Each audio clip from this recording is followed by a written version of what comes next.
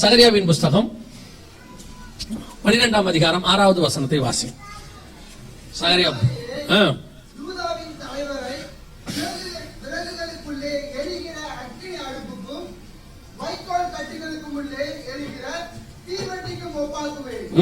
அவர்கள் வலதுபுறமும் இடதுபுறமுமாக புறப்பட்டு சுற்றிலும் இருக்கிற எல்லா ஜனங்களையும் பட்சிப்பார்கள். எருசலேம் திரும்பவும் தன் ஸ்தானமாகிய எருசலேமிலே குடியேற்றப்பட்டிருக்கும். என்ன நடந்துச்சு?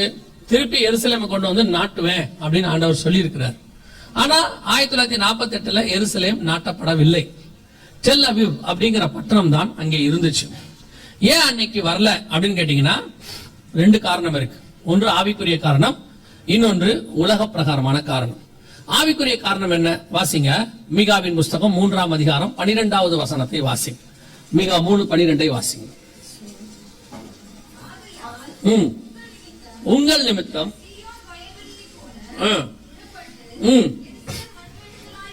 எருசலேம் என்னவாகும்? எதனால இது நடந்துச்சு அப்படின்னு நீங்க போய் பாத்தீங்கன்னா இதே காரியம் எரேமியா 26 இருக்கும். ஏன்னா மீகாவும் எரேமியாவும் ஒரே காலகட்டத்தை தீர்க்கதரிசிகள். எரேமியால அவர் சொன்னதாக எழுதப்பட்டிருக்கும், மீகாவிலும் அது சொல்லப்பட்டிருக்கும். எதனால அப்படி நடந்துச்சு அப்படின்னு பாத்தீங்கன்னா எரேமியா 26 இருக்கும். அதுக்கு முன்னாடி உள்ள அதிகாரங்கள்லயும் இருக்கும். எருசலேம் முழுக்க கர்த்தருக்கு பிரியம் இல்லாத காரியம், குறிப்பா விக்கிரகாராதனை. அங்க வசனம் சொல்லும், ஒவ்வொரு மரத்துக்கு கீழையும் ஒவ்வொரு மலைகளுக்கு மேலையும் அவர்கள் விக்கிரகாராதனை செஞ்சுட்டு இருந்தாங்களாம். கர்த்தர் அதை அருவருக்கிறார்னு இருக்கு. அது மட்டும் இல்ல, எல்லா விதமான அருவருப்புகளும் எருசலேமில் காணப்பட்டது. இந்த எருசலேமை கர்த்தர் ஏன் மண்மேடாக்கி போட்டார்னா அதான் ரீசன், அதுதான் காரணம். கர்த்தருக்கு பிரியமில்லாத காரியம் அங்கே இருக்கும் போது தேசத்தை கர்த்தர் என்ன செய்வாரு? மண்மேடாகி போடுவார். இது அன்னைக்கு உள்ள எருசலேமுடைய நிலைமை. எருசலேமை சுத்தி பார்த்து அதை பத்தி புக் எழுதுனவங்க எழுதியிருக்கிறாங்க. எருசலேமில் ஒரு மரம் கூட கிடையாது, ஒரே ஒரு மரம். நீங்க எரேமியால போய் வாசிச்சு பாருங்க. எருசலேம் மொட்டை அடிக்கப்படும் இருக்கும். எருசலேம் முழுக்க என்ன இருக்கும்? மொட்டை அடிக்கப்பட்டிருக்கும். கர்த்தர் பட்டணத்தை கொடுத்தார் எருசலேமை அவர்களுக்கு. ஆனால் அந்த பட்டணம் கர்த்தரை விட்டு தூரம் போய் விட்டது.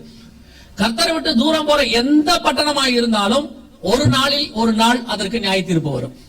அது பாபிலோனாக இருந்தாலும் வரும், அது சோதோமாக இருந்தாலும் வரும், அது நினிவேயாக இருந்தாலும் வரும், அது எருசலேமாக இருந்தாலும் வரும். அந்த நேரத்தில் அது நல்லா இருக்குன்னு சொல்லி நம்ம என்ன செஞ்சிடக்கூடாது. எனக்கு ரொம்ப ஆச்சரியமான ஒரு விஷயம் என்னன்னா, வெனிஸ்னு ஒரு நகரம் இருந்துச்சு, எல்லாருக்கும் தெரியும். வெனிஸ் நகரம் பயங்கரமான டூரிஸ்ட் ஸ்பாட். டூரிஸ்ட் ஸ்பாட் ரொம்ப அதிகமா இருந்தா பாவமும் அங்கே அதிகமாக இருக்கும். சுற்றுலாத்தலம் அதிகமா இருந்துச்சுன்னா அங்க என்ன இருக்கும்? பாவமும் அதிகமா இருக்கும். அவ்வளவு அழகான வெனிஸ் நகரம் போன வருஷம் பாத்தீங்கன்னா வறட்சியில தண்ணி வறண்டு போய் சேரும் சகதிமா மாறி வெனிஸ் நகரம் அவ்வளவு கேவலமா மாறிடுச்சு. எங்கே பாவம் இருக்கிறதோ கர்த்தர் கிருபையாக இருக்கிறார், அது வேற விஷயம். ஆனால் நியாய தீர்ப்பும் அங்கே உண்டு. நியாய தீர்ப்பு வரும். அப்படி வருங்கிறதுக்கு அடையாளம் எதுனா எருசலேம். நாம நினைச்சுக்கிறோம் கர்த்தர் கண்டும் காணாதவரை போல இருக்கிறார், என்ன பண்ணாலும் அமைதியா இருக்கிறாரு அப்படின்னு சொல்லி. அதெல்லாம் கிடையாது. ஆண்டவர் அமைதியா பார்த்துக்கிட்டே இருப்பாரு, சொல்லிக்கிட்டே இருப்பாரு. எருசலேமுக்கு எத்தனை தீர்க்கதரிசிகளை வச்சு தீர்க்கதரிசனம் சொன்னார், ஆனால் அவர்கள் செவி சாய்க்கவே இல்லை. அதான் சொல்றாரு, எருசலேம் தீர்க்கதரிசிகள் ரத்தம் சிந்தின மாதிரி உலகத்துல வேற எங்கேயுமே சிந்தப்படலன்னு வேதம் சொல்லும். அந்த அளவுக்கு எருசலேம் கர்த்தருக்கு விரோதமான காரியங்களில் ஈடுபட்டது. ஆண்டவர் தேசத்தை மண்மேடாக்கி போட்டார். குறிப்பா பட்டணம் மண்மேடாக்கி போடப்பட்டு விட்டது. இது ஆவிக்குரிய காரணம். உலக பிரகாரமா எடுத்துக்கிட்டீங்கன்னா எருசலேம் 3 முக்கியமான மதங்களுக்கு மைய இடம். ஒன்று ஜூடிசம், அதாவது யூதா மார்க்கம் உருவாச்சு. எப்போன்னு கேட்டீங்கன்னா ஆபிரகாம் காலத்துல. பல நேரத்துல நமக்கு இந்த எருசலேம் பத்தி இப்ப அடுத்த ஒரு காரியம் வரும், அதை நான் உங்களுக்கு அடுத்த பாயிண்ட்ல சொல்றேன். எருசலேம் யாருக்கு சொந்தம் அப்படின்னு ஒரு இப்போ ஐநால போயிட்டு இருக்குது. இப்ப அடுத்து 3ஆம் உலக யுத்தம் வெடிச்சு உலகமே அல்லோகல பட போறது எருசலேமால மட்டும்தான். எருசலேமை வச்சுதான் நடக்க போகுது. அதுக்கான இப்போ நவம்பர் மாசம் எலெக்ஷன் வரும். எங்க? அமெரிக்காவில். எலெக்ஷன் முடிஞ்ச உடனே ஐநா சபையில அந்த 2 ஸ்டேட் சொல்யூஷன் கொண்டு வருவாங்க. நான் உங்களுக்கு சொல்றேன் அடுத்து.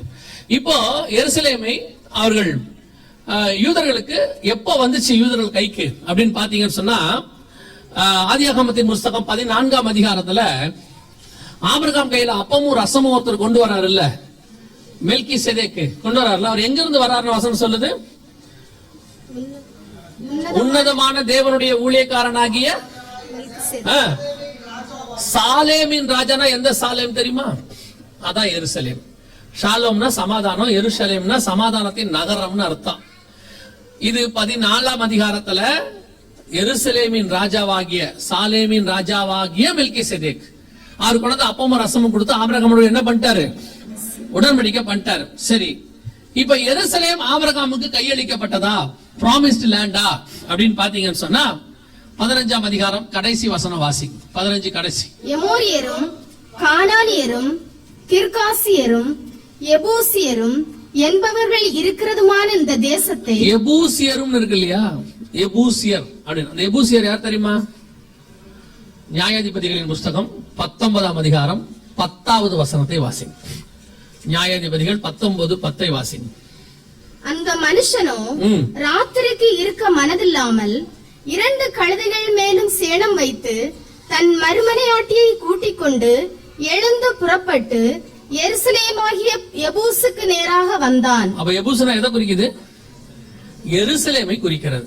இப்ப ஆபிரகாமுக்கு வாக்குத்தத்தம் பண்ணப்பட்டது என்ன இடம்? எபூசியர் இருக்கிற இடத்தை கர்த்தர் அப்பயே கொடுக்கிறேன்னு சொல்லிட்டாரு. சோ 15ஆம் அதிகாரத்திலேயே எருசலேம் யாருக்கு வாக்கு பண்ணப்பட்டு விட்டது? ஆபிரகாமுக்கு கொடுத்தாச்சு. ஆண்டவர் சொல்லும் போது என்ன சொன்னாரு? உனக்கும் உன் பின்வரும் சந்ததிக்கும் இதை நான் உனக்கு கொடுத்தேன். அந்த சந்ததி யாரு அப்படின்னு கேட்டீங்கன்னா, இஸ்மவேலை கர்த்தர் விரட்டி விட்டாருன்னு இருக்கு. கேத்தூரால் சந்ததியை கீழ் தேசத்துக்கு அனுப்பி விட்டுட்டாருன்னு இருக்கு. ஆனா ஈசாக்க பத்தி சொல்லும் பொழுது நீ எங்கேயும் போகாம இங்கேயே தங்கி இரு என்று கர்த்தர் சொன்னார். அப்படித்தானே சொல்லி இருக்கிறாரு. 26ஆம் அதிகாரத்துல ஆண்டவர் சொல்லும் போது இங்கேயே தங்கி இருன்னு சொன்னாரு. இவன் எகிப்துக்கு போயிட்டான் இஸ்மவேலு, கேத்தூரால் சந்ததி கிழக்கே கீழ் தேசத்துக்கு போய் விட்டார்கள் இருக்கு.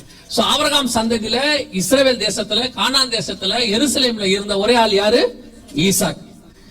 அந்த தேசத்தை தான் எருசலேம் தான் அன்னைக்கே அவர்களுக்கு அது வாக்கு பண்ணப்பட்டு விட்டது. சோ அன்னையில இருந்து யூத மார்க்கம் இஸ்ரவேலர்கள், ஆபிரகாம், ஈசாக்கு, யாக்கோபு, யாக்கோபுடைய 4வது பையன் யூதர்கள். அன்னையில இருந்து இது அவங்க கைக்கு இருக்கு. ரெண்டாவது யாருக்கு முக்கியமான இடம் அப்படின்னு கேட்டீங்கன்னா, இஸ்லாமியர்கள், அரபியர்களுக்கு ரொம்ப முக்கியமான இடம். ஏன்னா 10ஆம் நூற்றாண்டுல அங்க ஒரு மாஸ்க் இருக்கு, நீங்க பாக்குறீங்க பாத்தீங்களா? அது 10ஆம் நூற்றாண்டுல கட்டப்பட்டது. அதாவது இயேசு கிறிஸ்துவுக்கு பிறகு 1000வது வருஷத்துல அது கட்டப்பட்டது. உலகத்துல உள்ள மிக முக்கியமான மாஸ்கள்ல அதுவும் ஒன்றாக இருக்கிறது. சோ அவர்கள் அதை என்ன செய்யறாங்க? மிக முக்கியமான புண்ணிய ஸ்தலமாக அவர்கள் அதை வைத்திருக்கிறார்கள். மூன்றாவது யாருக்கு அப்படின்னு கேட்டீங்கன்னா, கிறிஸ்தவர்களுக்கு. நாம என்ன சொல்லிட்டு இருக்கோம்னு கேட்டீங்கன்னா, எருசலேம் நமக்கு புண்ணிய ஸ்தலம், புனித பூமி இல்லையா, புனித பயணம் அப்படின்லாம் போயிட்டு இருக்கிறீங்க இல்லையா. நான் எப்பவும் சொல்றேன், இப்பவும் சொல்றேன், எந்த மாற்றமும் இல்ல. எருசலேம் இஸ்ரவேல் தேசம் புனித பூமி கிடையாது, புண்ணிய ஸ்தலம் கிடையாது. ப்ராமிஸ்ட் லேண்ட், வாக்குத்தத்தம் பண்ணப்பட்ட பூமி. வாக்குத்தத்தம் பண்ண பூமிக்கும் புனித பூமிக்கும் என்ன இருக்குது?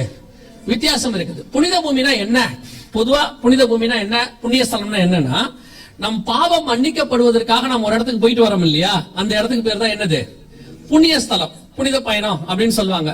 இப்ப அங்க இருக்கிறவங்க ஹஜ்ஜுக்கு இங்க வராங்க இல்லையா, அப்புறம் அங்க ஒவ்வொரு ஊருக்காரங்களும் ஒவ்வொரு இடத்துக்கு போய் அவங்க பாவத்தை என்ன செய்யறாங்க, அங்க அவங்க பாவத்தை தொலைச்சு விட்டு வராங்க. அதனால அந்த இடத்துக்கு பேர் என்னது? புண்ணிய ஸ்தலம். அவர்கள் அதை நம்புகிறார்கள். உங்களுக்கு எனக்கும் பாவத்தை மன்னிக்கிறதுன்னு ஒரு இடமே கிடையாது. நம்மளை பொறுத்த வரைக்கும் எங்கே முழங்கால் போட்டு பாவ மன்னிப்பு கேட்கிறோமோ அங்கேயே பாவம் மன்னிக்கப்படுகிறது. அல்லேலூயா. அப்ப நமக்கு புண்ணிய ஸ்தலம் ஒண்ணு இல்லவே இல்ல. அப்படியே ஒண்ணு இருக்குதுன்னா அது பரலோகம் தான். அங்கதான் நமக்கு புண்ணிய ஸ்தலம் இருக்கு. இது வாக்குத்தத்தம் பண்ணப்பட்ட பூமி, ப்ராமிஸ்ட் லேண்ட். ஆபிரகாமுக்கு, ஈசாக்குக்கு, யாக்கோபுக்கு வாக்குத்தத்தம் பண்ணப்பட்டது. இங்க நம்ம எங்க புனித பூமியா வந்தோம்? நம்ம ஆட்கள் இந்த கடைசி காலத்துல, அதுவும் குறிப்பா 1967க்கு பிறகு இவர்களுக்கு எல்லாம் இது புண்ணிய பூமியாக என்ன ஆயிடுச்சு, மாறிடுச்சு. புண்ணிய பூமி அப்புறம் வியாபார பூமியா மாறிடுச்சு. அப்புறம் வியாபாரத்துக்கிட்ட அங்க டூர் கூட்டு போறது, வர்றது, போறது. உங்களுக்கு என்ன ஆசை காட்டிட்டாங்கன்னா, நீங்க ஒரு ட்ரிப் அங்க போயிட்டு வந்து உங்க பாவம் தொலைஞ்சிரும். யோர்தான்ல போய் ஞானஸ்தானம் எடுத்துட்டா மெய்யான ஞானஸ்தானம். வேற எங்கேயாவது எடுத்தோம்னா அது அவ்வளோ வேல்யூபிள் கிடையாது அந்த ஞானஸ்தானத்துக்கு. ஒருத்தர் இருக்காங்க அந்த மாதிரி, இங்க ஞானஸ்தானம் எடுத்துருவாங்க, யோர்தானை பார்த்தோம்னா அங்க ஒரு தடவை எடுப்பாங்க. ஏன்பா அங்க ஞானஸ்தானம் எடுத்தா? இல்ல, ஏசுநாதர் இங்க ஞானஸ்தானம் எடுத்திருக்காரு, நானும் ஒரு தடவை என்ன பண்ணிக்கிறேன், ஞானஸ்தானம் எடுத்துக்கிறேன். இவனுக்கு ஞானஸ்தானத்தினுடைய உபதேசம் தெரியாதவன் அர்த்தம். இஸ்ரவேலுக்கு போனால் புனிதம் கிடைக்கும்னு பைபிள் எங்கேயுமே சொல்லல. அங்க இருக்கிற தோமாவே நம்ம ஊருக்கு வந்துதான் செத்து போயிட்டாரு இல்லையா. நம்ம ஊர்ல இருக்கிற தாமஸ் அங்கதான் போவேங்கிறாரு. எப்படியாவது ஒரு தடவை சாவறதுக்குள்ள என்ன செஞ்சிடணுமா, அங்க ஒரு தடவை எருசலேம் போயிட்டு வரணுமா.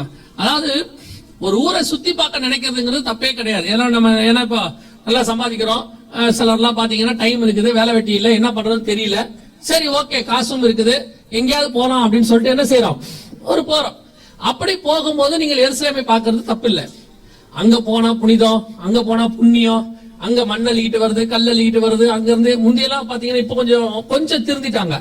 அப்பெல்லாம் பாத்தீங்கன்னா ஒரு பாட்டில்ல மண்ணு, ஒரு பாட்டில்ல தண்ணி, யோர்தான் தண்ணி, ஒரு பாட்டில்ல ஆலிவ் ஆயில் வரும். 3 போட்டு பேக் பண்ணி ஒரு பேக்கிங் வரும். என்னன்னு கேட்டா புனித ஸ்தலத்தில் வாங்கிய புண்ணிய பொருட்கள். நம்ம ஆளு கொண்டு வந்து அது அங்க வச்சிருப்பான். இன்னும் கொஞ்சம் பேர் பாத்தீங்கன்னா சிலுவை எடுத்துட்டு வருவாங்க அங்க கட்டையில. என்னன்னு கேட்டா இயேசுநாதரை எந்த சிலுவையில் அரைஞ்சாங்களோ அந்த கட்டையில செஞ்ச சிலுவை இது. இது எப்படி கண்டுபிடிச்சாங்கன்னு தெரியல. சரியா? இதெல்லாம் இப்போ சேட்டை தான், அவ்வளவு யாரும் இல்ல. கடைசி காலத்துல பிசினஸ் சர்ச்சை என்னவா மாறிடுச்சு, வியாபார ஸ்தலமாக மாறிடுச்சு. அன்னைக்கு எருசலேம்ல புறா வித்தவன அடிச்சாரு, இப்ப இவன் எருசலேமே வித்துக்கிட்டு இருக்கான். அவ்வளவுதான் டிஃபரன்ஸ். அவனுக்கு சவுக்கு இவனுக்கு என்ன வரும்னு தெரியாது. வருதானா கம்பல்சரி வருது. அதாவது இப்போ திருப்பியும் சொல்றேன், எருசலேமுக்கு இந்த புனித பயணம் போறவங்க பரலோகத்துக்கு முன்னுரிமை இல்ல நினைச்சுக்காதீங்க.